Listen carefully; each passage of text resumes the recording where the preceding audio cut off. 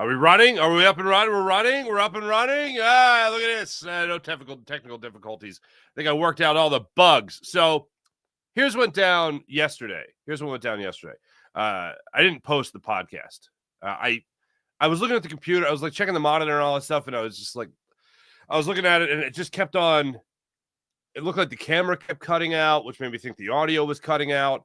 And then finally, my actual audio cut out, which meant my throat. As I've told you guys, I've been battling the allergies through like the last week. And if you guys remember yesterday, right before the show went out, I was trying to clear my throat. And finally, I was just like, I got to turn my mic off and really clear my throat because nobody wants to hear that. So I went to turn the mic off and everything just went out. Blue screen of death. Boom, popped up on the computer. And I went, oh, I guess that's the end of the show. So my apologies for the technical difficulty yesterday. I did a test run after the show yesterday. It worked out fine. I did my 76ers postcast last night. There was one hiccup there. It came back fine. So I appreciate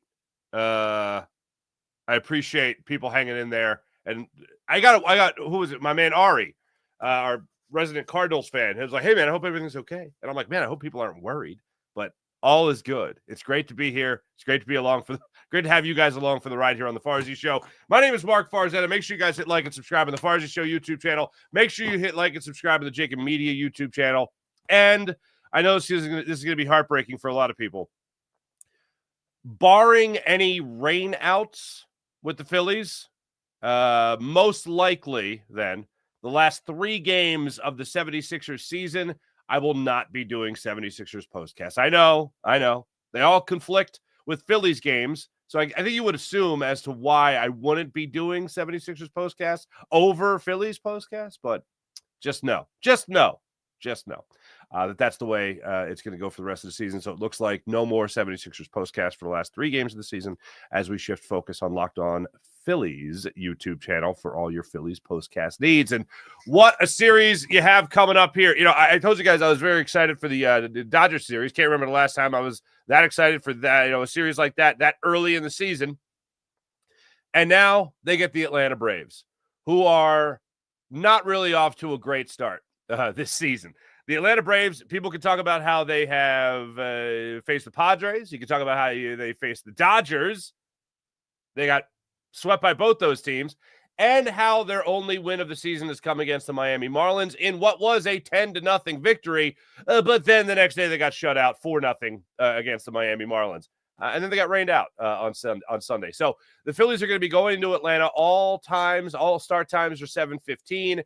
And they start things off with a bang tonight at 7:15 with Zach Wheeler taking to the hill against Chris Sale. How much fun is that one going to be? We'll go through the series. We'll also go through why the Braves have struggled so much to this point in the season. And yes, it does have a lot to do with the opponents that they faced, including a walk-off home run in the bottom of the ninth, or was it 10th inning against the Dodgers in L.A. with Shohei Ohtani. So we'll get into all that on the show today. We will talk about the NCAA championship last night because, oh my goodness, what an ending to that game. And I know everyone's going to be looking at Emmanuel Sharp and 2 big mistakes he made in about the final 40 seconds of the game, dribbling out of bounds and then not being able to get the shot off. Before we even highlight that, I should highlight the fact that Florida just locked down defensively.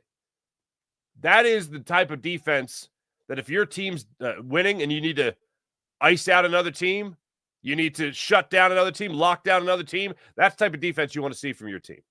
And that's exactly what Florida did last night. So all the credit in the world to Florida for forcing 2 big mistakes down the stretch as Houston, as the Quentin Grimes Cougars just couldn't find a way to win that game against Florida. But what a game. What an absolute game. What a run by the Cougars. And, hey, congratulations to Florida on another NCAA championship. So we'll get into that. Also, 76ers winding things down. As I mentioned, 3 games left in the season to play the Miami Heat last night. Another perfect loss. Sixers are starting to stack perfect losses again. Look, it's been terrible. Don't get me wrong.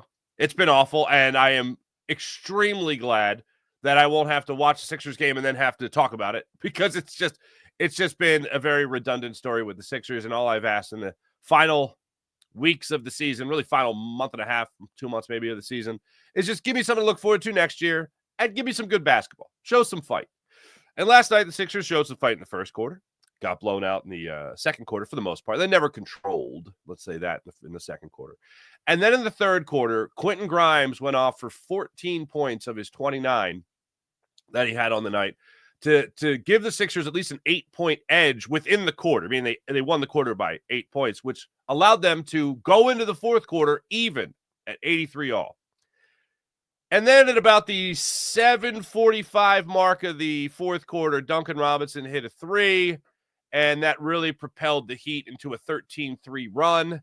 And then it was all Heat after that. That was that. But Lonnie Walker gave you 29 points. Quentin Grimes gave you 29 points. Dembona got his fourth double-double of the season.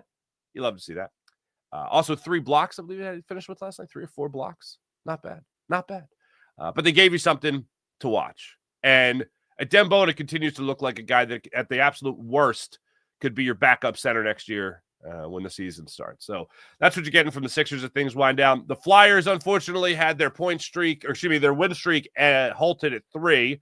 They're now going to try to start that up again tomorrow night when they're back on the ice against the New York Rangers. So let's cross our fingers for the Flyers on that. And then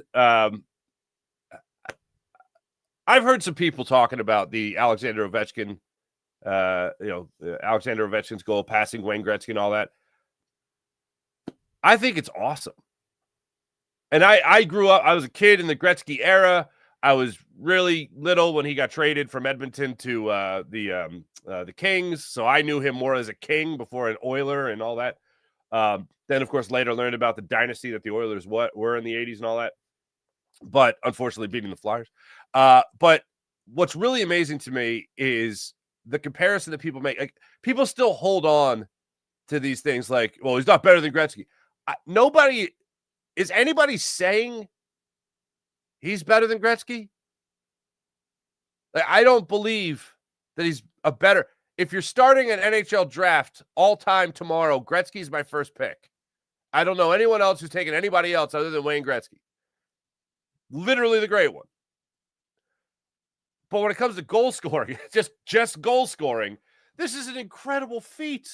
Like, first off, you talk about the rule changes in the NHL. I mean, we'll get into more of this later, but basically the rule changes, how the pads have changed on the goalie, smaller targets in net. Like, this is, I never thought. I remember when Wayne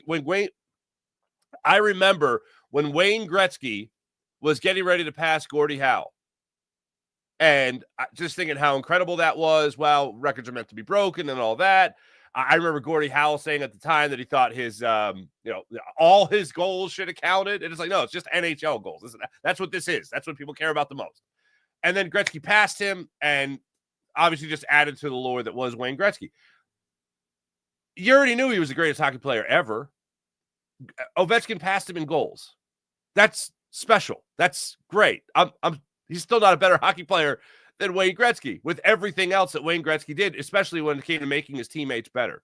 But in terms of scoring goals, I never thought this was going to be broken. And here is Alexander Ovechkin, 39 years old, silver hair, just absolutely taking the NHL by storm in his time here as a goal scorer. I thought it was remarkable. I enjoyed following it. I enjoyed watching it. It was pretty amazing. And I don't know why people want to poo-poo it, because he broke a record, a pretty significant record. But people are now bringing it to the conversation of what was more impressive, him or Gretzky.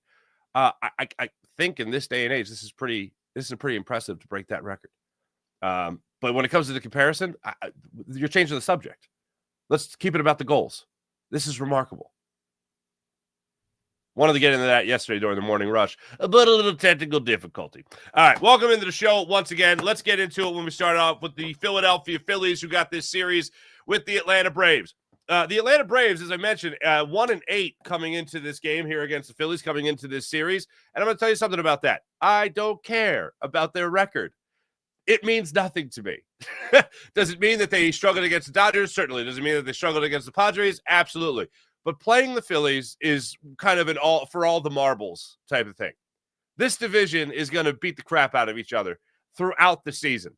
And I love the fact that the Phillies are off to this great start. We saw them get off to a great start last year. We've referenced those numbers a number of times. If I learned anything from last year, it's a perfect example of it's not how you start, it's how you finish. And I love the idea that the Phillies are coming into this series with the lowest chase rate in all of baseball. Something that we talked about a number of times throughout the offseason. Something the Phillies got to get better at. They got to get better at the chase rate. They got to get better at chasing pitches out of the zone. They got to have more discipline at the plate. Well, they come in here again with the third highest walk total in all of baseball. Can they keep that going against the Braves, or was that just one 11-walk performance in Game 3 against the Dodgers? Can they keep that kind of discipline? Can they keep executing their game plan? There is one thing that I'm really going to be looking forward to in this Braves series that I'm taking out of this Dodgers series, and it's not just overall wins. The number one thing I'm going to be looking at is Bryce Harper, because Bryce Harper in this Dodgers series got fastball after fastball over the middle of the plate and either barely fouled those pitches off or swung and missed. And then finally, in Game 3 of the series, got a curveball on a first pitch with the bases loaded situation that they had there in the third inning the other day, and he deposited it into left field. Then in the later stages, in the seventh inning, he got a fastball that time, and he put that one into dead center field for a double to get things started that way before coming around to score on that Bryson Stott humpback liner into right field. Is he finally getting it? Is he getting his timing down for the season? Because there have been pitches that he normally tees off on that he has just missed. And we've talked about this a lot before when it came to Bryce Harper. When you notice his timing is a little bit off, and then he starts getting those base hits, the power is right around the corner. So I'm hoping this is that situation where that power is just around the corner, and we are turning that corner in this Brave series. You get the peak around the corner there against the Dodgers, and then you get to see the power numbers come up here against the Braves. Nothing would make me happier to see Bryce Harper start breaking out a hell of a season here against the Braves. He's already on the board when it comes to home runs. Did it against the Nationals. Love to see it. But keep it going now against the Braves where it's going to matter most, especially against Cy Young Award-winning Chris Sale coming into this series. Now, in back-to-back starts, he's allowed 3 runs. So the Phillies are going to be putting them to the test again to see if they can capitalize on it. And, yes, he'll be going against Zach Wheeler, a man who was right there in the Cy Young voting last year, right behind Chris Sale. This is going to be another series where we're looking forward, this is going to be another series where we're looking at the Phillies to see whether or not they can pass another test. And you might look at, again, 1-8 Braves not being a major test. It doesn't matter. It's a totally different ball game when they're facing the Phillies. What's so interesting about this one, again, you go back to the Cy Young Award voting from last year. The way it broke down was Zach Wheeler made 3 more starts than Chris Sale last year. Sale was 18-3 to Wheeler's 16-7. Sale had an edge in the ERA at 2.38 compared to the 2.57 by Zach Wheeler. Strikeouts, they were only 1 off with Sale having 1 more strikeout. Walks, Wheeler had 52 walks compared to Sale's 39. Very close up and down the statistics from last year with the Phillies, of course, winning the division. I'd love to see the Phillies go out today and keep the same approach that they had against the Dodgers. I saw somebody comment on one of the postcasts I was done after Game 3 against the Dodgers about how a lot of those walks were automatic walks because Tyler Glasnow had clearly lost it on the mound. Either the weather was really getting to him, the slippery surface of the mound was really getting to him, couldn't grip the ball, whatever. I liked Ricky Patalico's reaction to that when I caught NBC Sports Phillies postgame, which was like, so you can't pitch in the rain? How are you in the majors if you can't pitch in the rain? I like that mentality. And the same would go for a Phillies pitcher if they went through that awful run of walking the bases loaded the way Tyler Glasnow did. But there are no automatic outs with the Phillies. The Phillies, for whatever reason, just look, they're an aggressive ball club. They're going to swing at the first pitch. Alec Boehm is going to try to hit the first or second pitch of every at-bat he has. So there are no automatic walks with the Phillies. I don't understand how anyone can have that mindset of, it's an automatic walk. Have we watched the Phillies? Are they turning over a new leaf this year? I hope so. And I hope it's not fool's gold. And I'm not even talking about the record. I'm just talking about the overall approach. Because you can talk about chase rate all you want, but I still saw Nick Castellanos swing at 2 pitches in the dirt in game 2 of this series. In the same at bat. I still saw Trey Turner swing at a pitch that bounced just behind home plate into the catcher's mitt. Like, I love the idea that they're taking more pitches, that they're not chasing it out of the zone. I love all that. I love overall the statistics back up that they're having better at bats.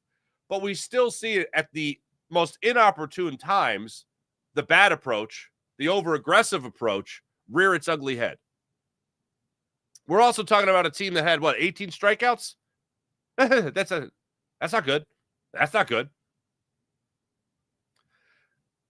I'd love to say that all this stuff is going to be in the past, but the guy that I always go back to, and I like this guy more than most, Nick Castellanos, in the first month of last year, you saw him come out here with a much more disciplined approach at the plate.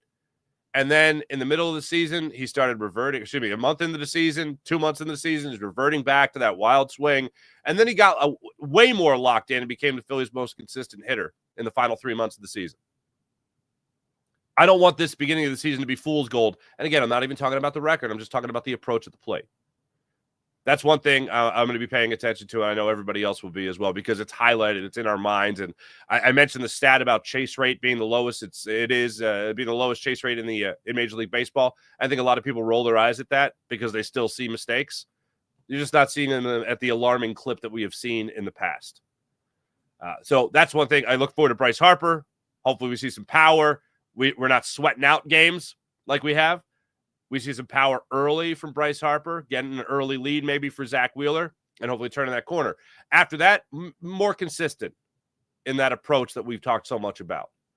After that, I don't know what's going on when it comes to the bullpen, but Jose Alvarado was a sight for sore eyes after a 35-pitch outing for his first save of the season. He comes back after a day off, 10 pitches, done. Good to go.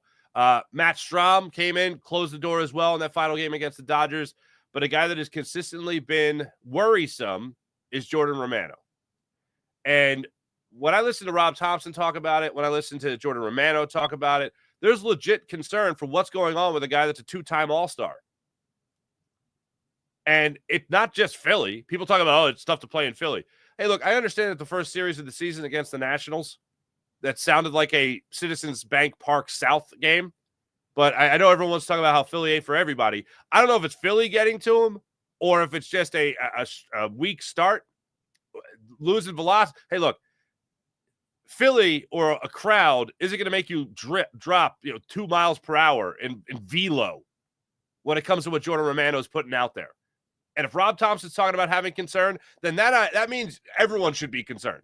Because Rob Thompson's normal default is, oh, no, I got confidence he's going to be good. He's going to turn around. Everything's going to be fine. But it's just like, when you see the velocity drop on the fastball, it's kind of good. Yeah, it's concerning. Jordan Romano talking about how he doesn't – Jordan Romano, sorry. Ugh. Jordan Romano talking about how it just doesn't feel right. He's trying to figure out what's wrong. I don't think you can go through a dead arm period in September. Or excuse me. I don't think you can go through a dead arm period in April. So cross your fingers. Cross your fingers. That it's just a bad start. Because the Phillies, as we all know, are going to need that bullpen arm. I've talked in the offseason about how Jesus Luzardo, high upside, get him healthy. What can he be? Well, we've seen what he could be in his first 2 starts. I've not been high on Max Kepler. I wasn't high on the Max Kepler edition. Jordan Romano being added to the bullpen, 2-time All-Star. All right, let's keep our fingers crossed. He's going to be your new Jeff Hoffman, I guess. Almost literally Jeff Hoffman going to the Blue Jays. What's he going to bring to the table for the Phils? So far, not impressive. Not impressive. All those things, regardless of the Atlanta Braves and where they sit. This is something for me where I just completely throw the record away. With the Phillies being 7-2, with the Braves being 1-8, I throw that out the window because it doesn't matter anymore. It's all going to be about this series. I'm sure the Braves are looking at this series as if it's going to be A reset button for them. I mean, you look at guys in their lineup right now. Michael Harris, their center fielder, 242 on the season so far. You're looking at Matt Olson, 233 on the season so far, 1 home run. I mean, they don't have a multi-home run player. They have 6 home runs. Kyle Schwarber is almost out-homered the Atlanta Braves to this point. So for me, oh, goodness gracious. For me, I just hope this isn't the start to this. Ozzie Albies, 194 on the season with a 337 on base percentage. That ain't him. I don't want to look back on this series and be like, whoa, was that series that got the Braves going?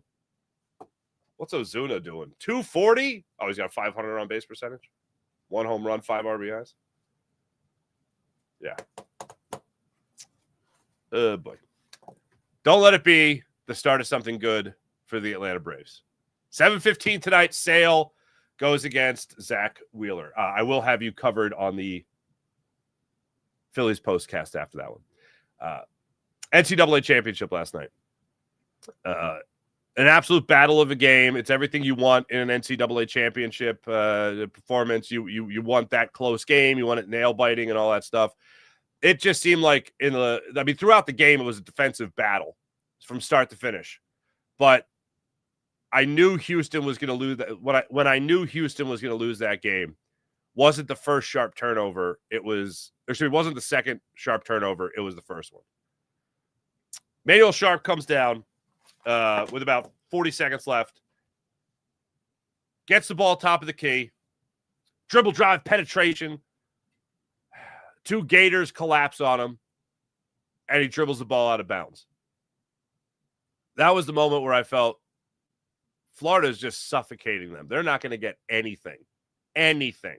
They need a prayer to get another bucket before this game's over. Then Houston goes down the other way. Then the Florida Gators go down the other way. They go to the free throw line. They hit both free throws. They go up a point, and that would be it. But they had an opportunity. The Houston Cougars did, and Emmanuel Sharp ended up with the ball in his hands again. But just like everybody else that touched the ball on that trip down the court, Florida did a phenomenal job. I mean, if you're a coach, young players, and you love preaching the idea that defense wins championships, last night's NCAA championship was a shining example of that. And Florida was just in the hip pocket, like white on rice, people, to be able to stop Houston from doing anything.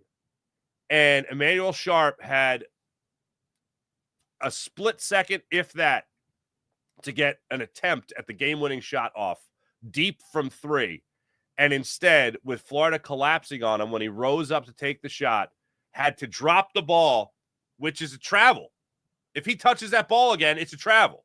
So he goes up, realizes he doesn't have the shot with the defender coming straight at him, and he just drops the basketball and tries to box out his Florida defender so that somebody else from Houston can come pick it up, to no avail.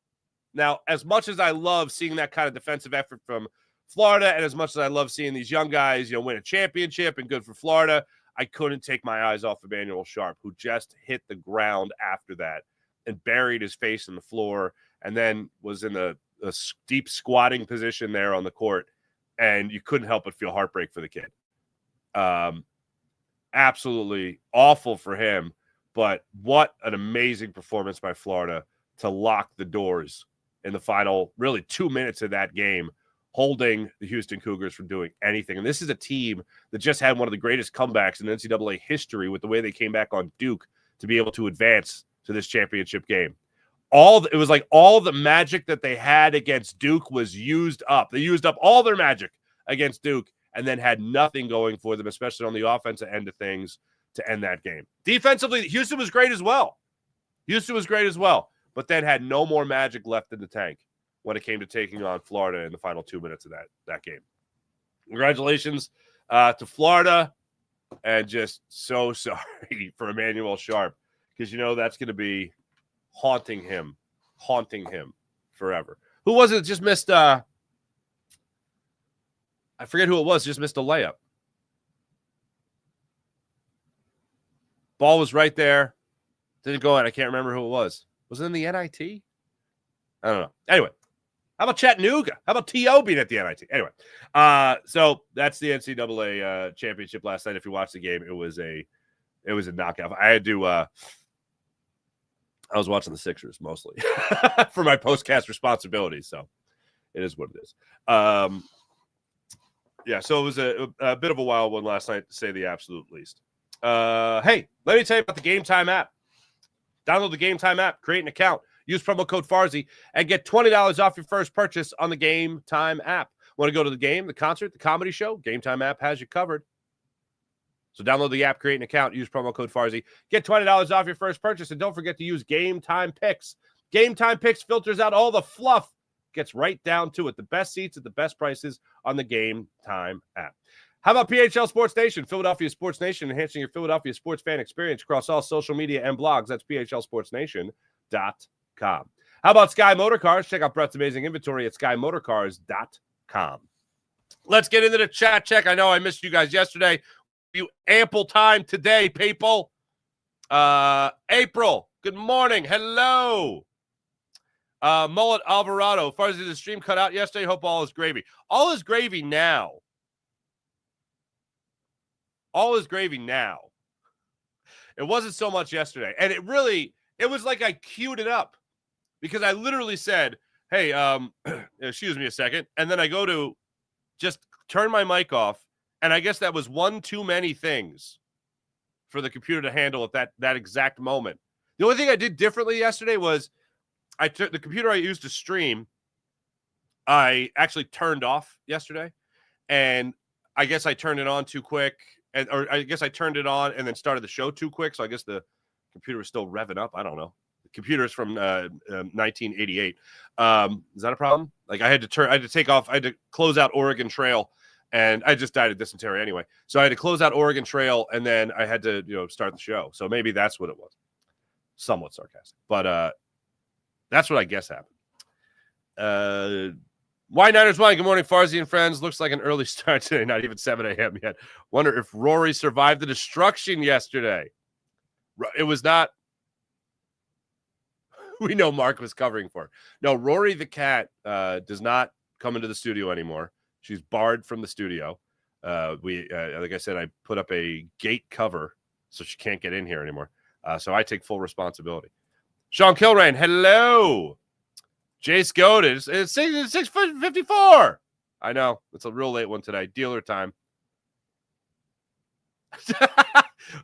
April, justice for the cat. Immediately got the blame. Right? I saw you guys. See, the one computer that I don't use for the stream, I can still see the chat. The other one shut down, and I'm seeing you guys talk about the cat. And I'm like, no, I can't let this happen. So, beep, pop. I had to real quick just defend the cat. You know what I mean? Daniel, what's going on? Good morning. Let's see you up and running. Dundee Award, biggest cliffhanger. Can you see the Dundee? Can you really see it? Yeah, you can see it. You can see it.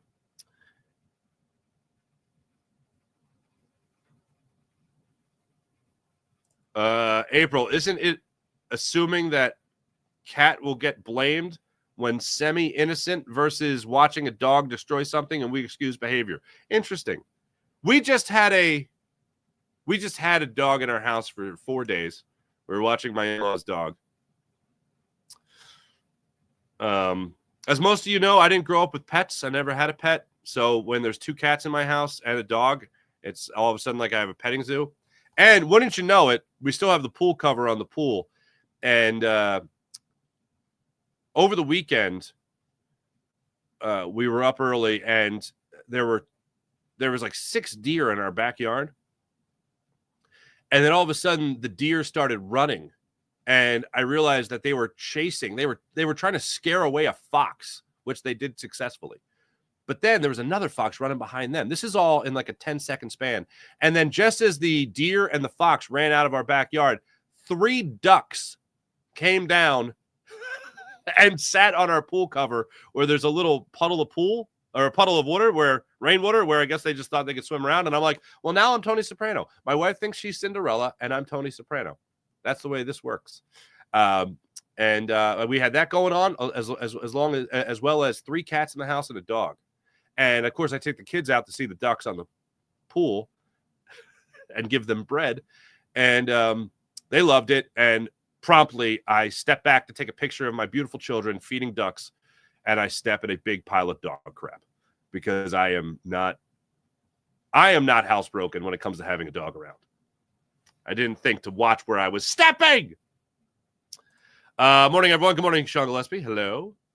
9617. My boy Farzi kicked us to the curb yesterday. Curb. Not intentionally. I bet Howie is happy with March Madness since he can't draft their football player. Probably. Big Florida guy, that Howie. Big Florida guy.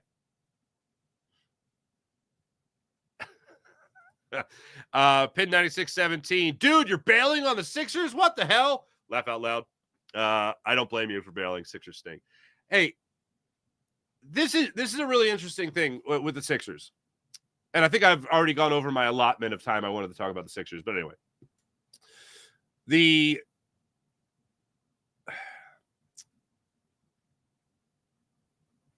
Probably more so than the process years, I've really rooted for the guys wearing the jerseys. Like, I've probably rooted for the jersey less than I ever have, but really wanted to see guys like Quentin Grimes and Adem Bona do well. And the reason for that is, with the process years, there is nothing that I was looking at the Sixers saying, oh, I really think Michael Carter-Williams is going to be great. Like, I didn't think that. And I didn't think by the time he would be good enough that the Sixers would be good enough to use him. I just thought he was going to be one of those other, players in the process rotation that became, So following that and following this, what we're watching now, I actually have hopes that Quentin Grimes will stick around after, with free agency and be a rotational player off the bench for a team that, look, I don't think the Sixers are winning the championship next year. I don't think it works out with Joel Embiid. I don't think it works out with Paul George, but I hope it does. And the closest that the Sixers can come to winning a championship next year is those 2 guys are healthy and those 2 guys are playing well. And then they have support from Tyrese Maxey and Jared McCain and Adem Bona off the bench and hopefully Quentin Grimes. So my point is I watched this season to see who could immediately help you get over the hump next year, with full admission and acknowledgement that the ultimate determining factor in all that is going to be whether or not Joel Embiid is anything close to healthy and Paul George is anything close to good enough anymore. And healthy goes along with that as well. So with the process, it was like, okay, build up assets because you have no idea what the team's going to look like. You have no idea what the team's going to look like next year. So with this Sixers team, I have an idea of what the team's going to look like next year, and I hope that the 2 pieces that have emerged the most throughout this tanking period will step up and play well enough to help you win next year. And get into the playoffs and win in the playoffs. And I think you have that in Kelly Oubre. I think we know we have that in Kelly Oubre. I'm glad he's shut down. I think you have that in Tyrese Maxey. I'm glad he's shut down. Well, all but shut down, I guess. And I'm glad we at least got a glimpse of what Jared McCain could be at the NBA level, exceeding all expectations.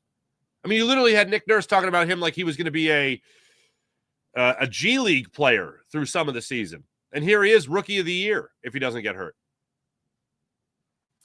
So this has been a little bit more, I don't know if enjoyable is the right word. Enjoyable, just because I know that these guys could have a quick turnaround in terms of them actually helping the Sixers win basketball games next year. Gotta love Shohei, Sean Kilrain. Gotta love Shohei Ohtani. Phillies this weekend, 1 for 11. And then he almost hit for the cycle yesterday. Did you see that? Yeah, against the Nationals, the Dodgers lose to the Nationals 6-4. Shohei Ohtani 3 for 4 in the game. And was he a double short of the cycle? He was a double short of the cycle yesterday. Dodgers dropped to 9-3. Sean Kilray, keep talking that ish to Nikki 3 buttons, Farzy. Right? I like my Nikki 3 buttons. I support Nikki 3 buttons. After last year, I was extremely negative to begin the season, and then he proved me wrong in the second half of the year. And not even the second, 3 months of the season. The last 3 months of the season. But even with him playing great, at the end of the year, the Phillies struggled. In the playoffs, just about everybody sucked, which is ultimately the haunting factor. Like, think about it like this. World Series against the Astros, just absolutely falling apart in the final 2 games as a team. Last year, 37-14, and then about 6 to 8 games over 500 the rest of the way. Ugh. And then playing well enough to secure your spot at the end of the season.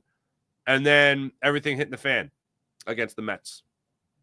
Sean Manaea looking like Nolan Ryan. Crazy. Eagles fan, what's up, Eagles fan? Good morning, Fires. Please tell me where I can get the Philly Fanatic hat in the back. One with the green hair next to the Eagles football. I think they have them at the ballpark. It's pretty old. I got that maybe 5 years ago, 6 years ago. I can't find my dangle hat. My mom borrowed my dangle hat for something, my Fanatic dangle hat, and I don't know where. I've never seen it. I don't know what happened to it. It's very disappointing. Mom, I assume they just have it on the store, the team store.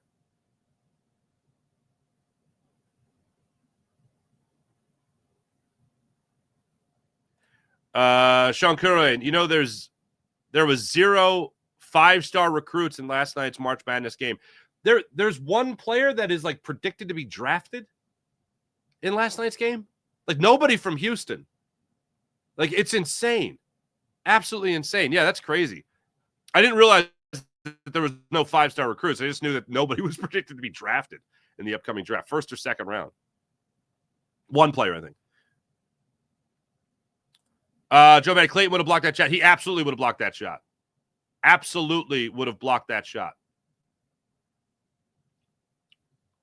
That's why, look, that's you got to make that decision immediately because he had room to shoot, but he was not quick with it. Emmanuel Sharp was not quick with it at all.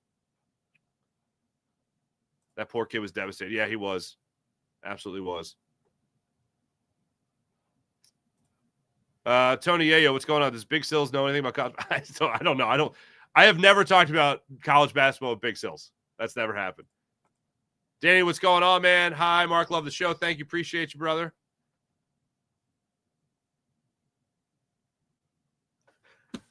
April, I assume this has to do with me stepping in dog dung. The string of cuss words that must have come out of your mouth. No, I've gotten really good at not cursing in front of the kids. I'm most likely to curse in front of my kids if I'm driving, but I've even remedied that to a degree where at least I don't curse in English. Daddy, what's that mean? Well, they'll explain when you're older. And no, my kids are not going to be the ones that just know the bad stuff. They know other phrases. Beautiful phrases, as a matter of fact. Sean Gillespie, Oregon Trail, what's up? Yep. It's a great game. I forget a while back. I forget what I was waiting for. Maybe something, a video piece to load and render and all that. And the computer I wasn't using to do it. I was like, let me see if I can find Oregon Trail in like online games or something. And I did. And it was about a 20-minute, 30-minute piece I was rendering. And I played Oregon Trail and I beat Oregon Trail. And 6th grade indoor recess Mark at Our Lady of Mount Carmel in Doylestown was very excited. Very excited to have beaten Oregon Trail. Tony Ayo, Farzi still uses Zenith CRT TV. You're not wrong. You're not wrong. Sean Kilrain, be nice to see us draft Mason Taylor, tight end from LSU. Jason Taylor's son would be nice. It would be nice. I'm all for. Look, the guarantees I have for you in the draft. The Eagles they're going to draft a tight end. I think now Dallas Goedert has played his last game as a Philadelphia Eagle, but as far as the draft goes, they draft the tight end And I also think they draft a defensive tackle. I originally, before free agency, thought that they were going to be all in on defensive end. But DT, I think, is going to be what they really want. And I think they're also going to – you're also going to draft an offensive lineman. Let's not get crazy here. April, Snow White. What are you, Snow White? My wife always used the excuse that she's Cinderella with the birds. I don't know. Snow White had more animals around her, right? Because she was in the forest. I might be getting my Disney princesses mixed up. I don't know. But is this Cinderella? I don't know. Anyway, my wife is in her total we moved out to the suburbs, almost a little over 2 years ago. And my wife went totally into the outdoor. Like, she has the app that you can listen to, like, what birds are out there. And she's like, oh, it's an American Oriole. And I'm like, oh, is it? Not Snow White, but the grown-up Dopey. That's more along my lines, yeah. Thank you, Sean Gillespie. Sean Kilrain, breaking bread with ducks, Farzy? Hell yeah. I am basically when those things flew down, my wife's thought was, I'm Cinderella. My thought was, I'm Tony Soprano. That's what happened. And then I was reminded of the late, great Mitch Hedberg's line of, I find that ducks' opinion of me is influenced greatly over whether or not I have bread.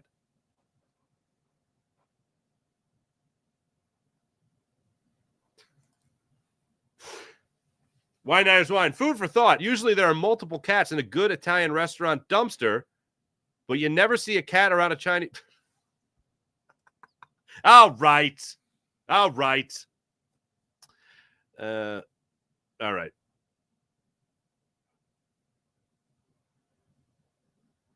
Oh, yeah. Snow White had all the animals. All right. Well, there you go. I missed anybody? No, I think I got everybody.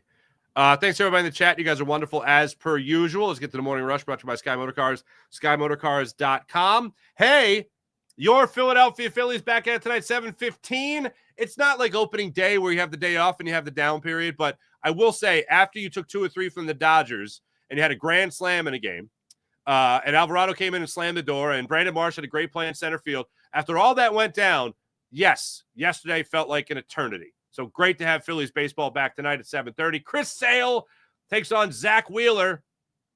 Should be a good one. Again, I'm going to be looking at Bryce Harper, hopefully turning on the power. And also tonight, you don't have to worry about anything else. You don't have to worry about the Flyers. They're playing tomorrow against the Rangers. You don't have to worry about the Sixers. Not that you are. They got the Wizards coming up tomorrow night as well. So you are getting off scot-free, people. So you get to enjoy that. Thanks for watching. Thanks for listening. This is the Farzy Show presented by MyBookie, mybookie.ag. Make sure you guys like and subscribe to the Farzy Show on YouTube. Make sure you guys like and subscribe to Jacob Media on YouTube. Make sure you guys like and subscribe right now to Locked On Phillies YouTube channel as well for all your postcast needs. You got me with your postcast. You got Connor Thomas heading it up when it comes to your Locked On Daily Phillies podcast. So make sure you check out Locked On Phillies YouTube channel. Thanks for watching. Thanks for listening. Oh, also tomorrow, I finally was able to watch Saquon Barkley's Hot